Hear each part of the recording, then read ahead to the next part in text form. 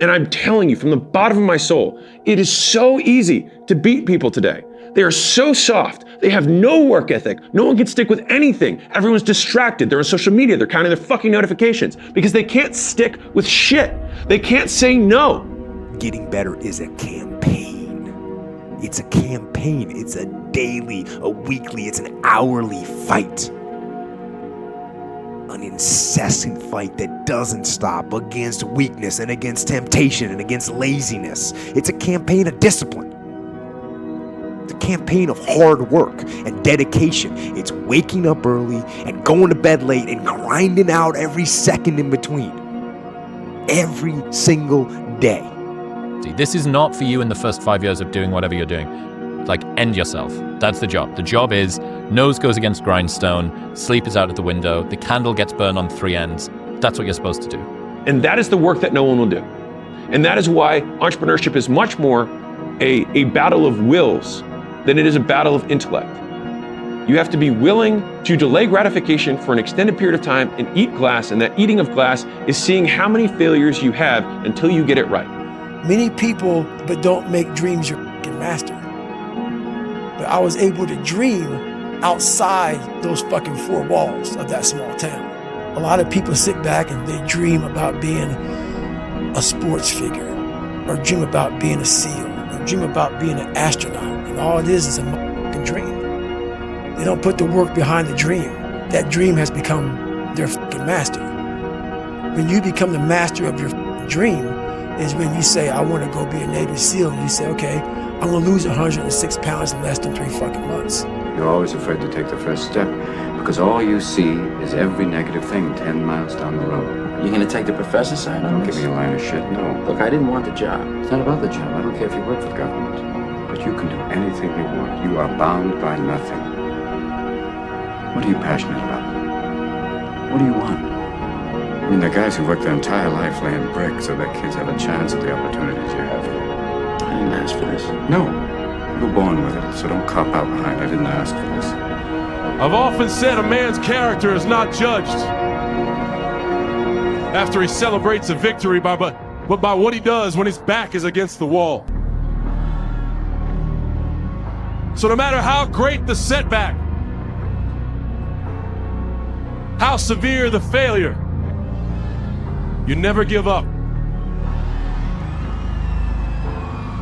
You never give up. You pick yourself up, you brush yourself off, you push forward, you move on, you adapt, you overcome. That is what I believe. The greatest of all qualities to guarantee success is the absolute willingness to go at anything and refuse to stop until you achieve it. And you know something? The statistics show that 95% of the goals that you set for yourself, you will achieve if you refuse to quit.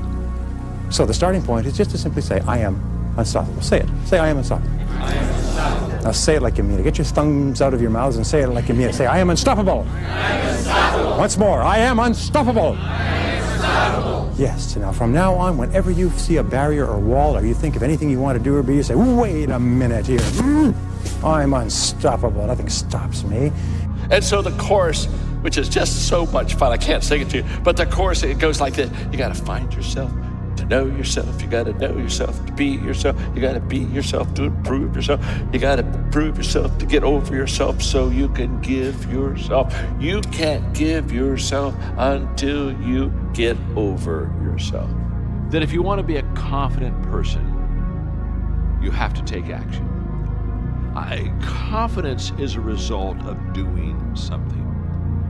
And so many times people cheat themselves because they lack that confidence, so they don't do what they should do, only to leave saying, I wish I would have done that. Now each one of you has the capacity to be a rogue elephant, because you know something, there's nothing holding us back except the limitations we have in our own mind.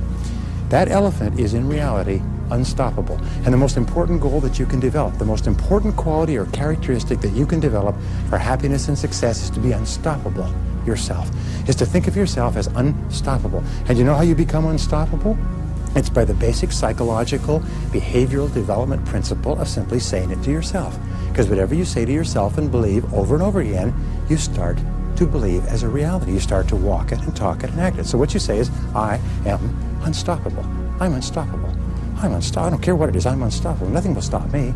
The greatest of all qualities to guarantee success is the absolute willingness to go at anything and refuse to stop until you achieve it. He said that you have to work on yourself and you have to have an unstoppable attitude, and no excuse is acceptable, and you've got to make it a priority, a non-negotiable in your life, and hold a constant vision of what it is you want to achieve, see it accomplished, and go all out. Find a way to win. Because you have to want it. You have to want to be better. And it starts off with, you have to have pride in yourself. You have to have pride in yourself. You have to have, there's something about you, whether it's your last name, whether it's just the smallest thing, you have to be proud of yourself. And if you have no pride in yourself, I can't give it to you. Because you're always going to compromise. You're always going to fold. Always. And when you have a hard time giving and being generous with God, you got a problem. You got a perspective problem. You think it's your money. It's not yours. It's all His. We don't rise to the standards we have when others are watching. We fall to the standards we have when no one is watching. The only work that really matters is the work that no one sees. It shows you who you really are rather than who you say you are. There's this line that I heard David Goggins say on Rogan. You want to be able to say that in the mirror to yourself and not laugh at yourself. I tell people, you get rewarded in public for what you practice in private. Your training of your nervous system to do things is what really matters most.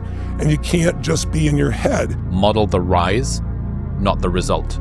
I like that. Model the rise, not the result, because the result is where they're at now. Do not ask Warren Buffett about how long he spends reading the newspaper and poring over old books. That guy was a hustler. He was a hustler when he was young. What did you do when you were at the stage that I am at? Not what do you do now? Right. Because I want to get to where you are. That means I don't do what you do now. Right. I do what you did to get there. Model the rise, not the result. Love that. The approach. Before you win, everyone will ask you why you're working so hard. And after you win, everyone will ask you why you're working so hard. What was I doing with my confidence? I was making a determination to take action on something that I didn't feel comfortable with. And trust me, I did. I never broke that promise to myself, and today I can look back at many times where I just went ahead and did it. I didn't feel comfortable, but I went ahead and did it.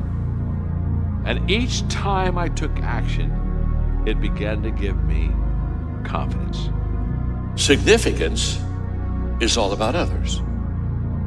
Now, I know a lot of very successful people that their perspective is what's mine is mine. I know a lot of them. I know a lot of wealthy, successful people, and I know a lot of them that are very unhappy. A lot of unhappy, successful people, because what's mine is mine. But when you go to significance, when we begin to see others, I've never met an unhappy person that spent his or her life living in significance. If you lose your reputation with yourself, if you no longer trust you, I don't keep my own word. I know that I'm not a trustworthy person. I keep making promises to myself and to other people, and I keep on breaking them. I keep doing something that hurts other people, or the same person. They don't trust me anymore, and I don't trust me anymore. And you're 100% right. It all comes back to being a very personal act. And what some people would say, oh, that person's acting selfishly. No, they're actually being incredibly unselfish, I think, because they're pinning themselves in a living hell and having to look in the mirror and going, I don't trust you. I don't respect you. If you want freedom, if you value freedom, you can't possibly have it as long as you play the victim role. Someone's opinion of you does not have to become your reality. And he taught me 3 things. He said, if you want to become successful in life, young man, he said, number 1, you got to change your mindset. He said, you don't get in life what you want, you get in life what you are. Even that inner critic is not us. It's just a rehearsed, habituated, conditioned voice that you've just practiced. So you've practiced that voice your whole life that says you're a loser, you're not great, you're not enough, you're not good, whatever it is. And if you start practicing another voice, that will change. Yeah. And that for me was always massively helpful in recognizing that you could change pretty much anything and everything if you wanted to and if you chose to, because all you were living out was a habit. Our natural tendency is to sell ourselves short. Our natural tendency is to think of the reasons why we can't before we think of the reasons why we can. So the key to breaking ourselves out of the comfort zone and breaking ourselves loose of the shackle of helplessness is courage and confidence. We neutralize the antidote to fear and ignorance is desire and knowledge. And the more we learn about what we want to do and be and have, the more we believe that we can do it. The more we believe that we can do it, the more willing we are to try. And the more willing we are to try, the more likely it is we will succeed. What is the first part of triumph? The first part of triumph is to try. And really our life is just a culmination of all the decisions that we make, right? The choices that we make. And before every decision, before every choice, I want everybody listening to just ask themselves one question. What would my higher self do? And I want you to, like you said, try one day living like this. Would they snooze their alarm? What would they eat for breakfast? Do they reply to this person? Do they say yes to this thing they don't want to do? How do they go into work? What's their body language like today? You know, and I think when you start to realize that actually your higher self already exists, you just need to bring that version of you to life. But more than anything else, I immerse myself in the environment of a confident person, because confidence is caught. I've watched it happen many times. A team maybe is behind in a game, and all of a sudden they get on a run and they quote start playing over their head, and they begin to build momentum, and they get on a roll and they start scoring points, and you could just watching the behavior, the attitude, the actions, the facial expressions of the players, that they're just feeling better about themselves as the game goes on. It's contagious. Get around a person that's secure and you'll become more secure. Get around a person that's got confidence, you'll begin to gain more confidence. Because secure, confident people want you to be confident also. The only people that don't want you to be confident in life are insecure people. They always want you to be off balance so they can have the advantage. Worry about yourself. Say to yourself, am I doing better today than I did yesterday? Am I a better human being today than I was yesterday? Am I a better leader today than I was yesterday? Am I making better content today than I was yesterday? Worry about the race against yourself. Compete against you. That's the best competitor. That's the only success metric to look for in the infinite game. If you're playing cricket, then yeah, worry about beating the other team. Nobody has the confidence in the decisions that you're making for yourself like you do. So if you're waiting for that to connect in the beginning stages, it may or may not. If it doesn't, it shouldn't prevent you from like following through on whatever the line of like go is for you. The money is never coming fast. Great. What does number one mean? What does winning mean? You're playing the wrong game. So there's always somebody out there that you can always find who's better than you. It depends what metric you're looking at. So if I look at book sales, I can show you an author who blows me out of the water, and I'll be like, oh my God, I'm a failure. But if I look at Instagram following for the same person, oh my God, I'm destroying him. So should I be high and mighty on myself because one metric says I'm the Mac Daddy, or should I be depressed because the other metric says I'm failing? It depends where you look. There's no winning. We haven't agreed on what the metrics are. You've chosen one arbitrary metric and decided that you're a failure. It's ridiculous, right? Worry about yourself. Let them worry about themselves. Lock in, believe in what you believe in. Nobody else matter. You have to hold yourself accountable. You have to hold yourself to your truth. You have to hold yourself to your beliefs, and always believe in the power of the man above. When you start working for the approval of others, it destroys art. And art is when you trust your own taste and you accept the risk that the world may or may not like this, and that's okay. And then you'll try again. But as long as you're pure to yourself, if you have a talent or you have a taste, that's the root of art. That's the risk. This is why art has a high risk profile. Don't worry about the haters, they ain't shit. Don't worry about the naysayers, because they ain't shit. Whenever you feeling a way about yourself, you look in the mirror and you say, you are the only thing that matter. Go and sharpen your axe, and you'll be amazed how much quicker your career. So yes, it goes like this, and then you're going to go like this, and then it goes like this, and you race ahead later because you have a different experience and a different skill set and a different view of the game. But when they say I'm behind, again, it goes behind what? You're not competing against your friends you went to school with. Yeah. That is a bad construction, that your self-worth comes on how far ahead or behind you are somebody else who's living their own life and playing their own, building their own career. There is no ahead and behind. It's just you. It's just you. It's what kind of life do you want to live? It's just you.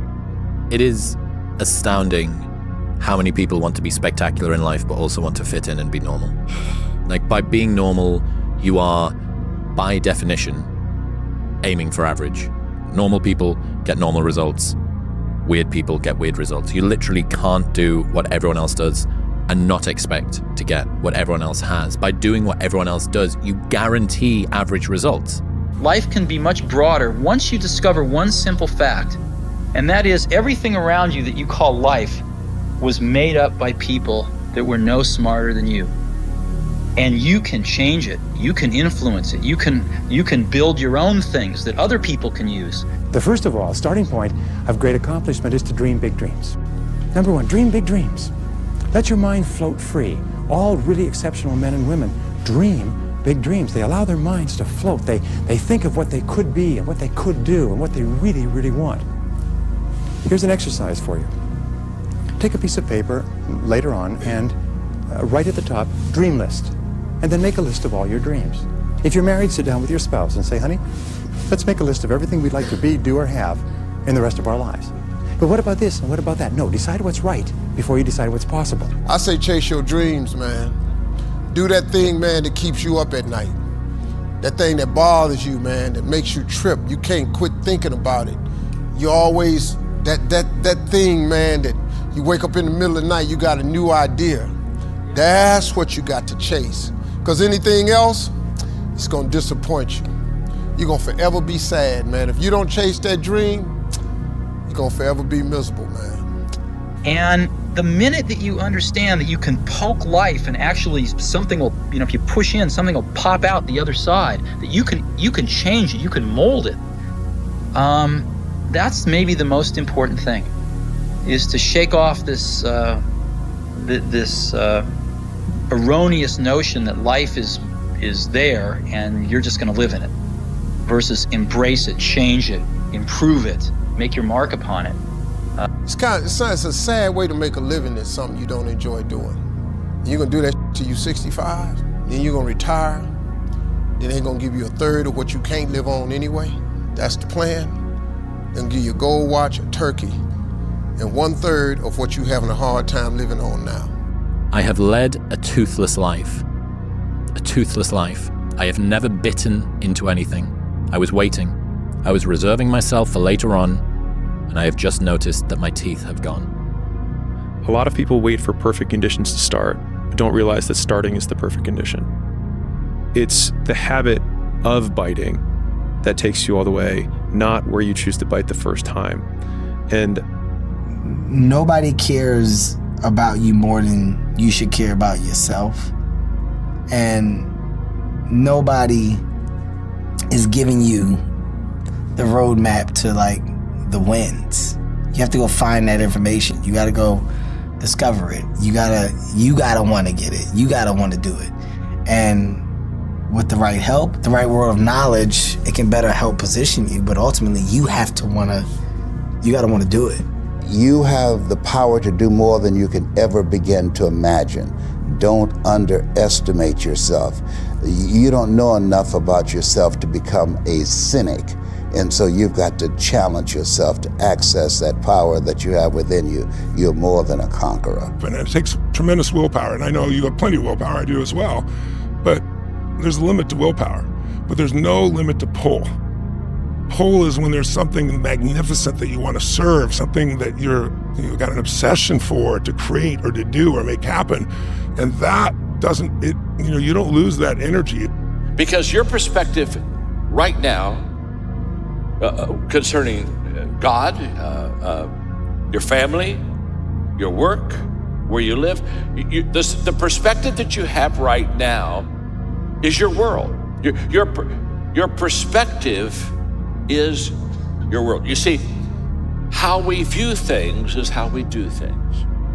And that's why it's possible for two people to live in the same world and have two totally different viewpoints of that world. You see, we don't see what is before us. We see what our perspective is. So you run into somebody that has an abundance mindset, they see opportunity. You see somebody that has a scarcity mindset, they see closed doors. Now, it's the same world. The world is the same, but our perspective is not the same. That everything that you're worried about is going to be gone like that. The people that are criticizing you, they're going to be gone, you're going to be gone. All this hand-wringing worry and concern over how are people viewing me, and someone said something bad about me and you get so upset about it, is wasted time and energy. Marcus Aurelius says your only focus should be on getting better at what you're doing. Focus on what you're doing, get better at what you're doing. Everything else is a complete waste of time. It only takes 1 second for you to lose the whole thing. So the 1 second decision is just that. You're in a situation where life is sucking. The monster that you created inside of yourself to deal with the challenges at the start of your journey is very difficult to handle, becomes super unwieldy and undisciplined later in your journey. And if you don't step in soon enough, it's no longer like a dog on a leash pulling you forward. It's more like a parasite that's grown inside of you and is staring out of your eyes. Like, the difference between you and the drive is very hard to pull apart.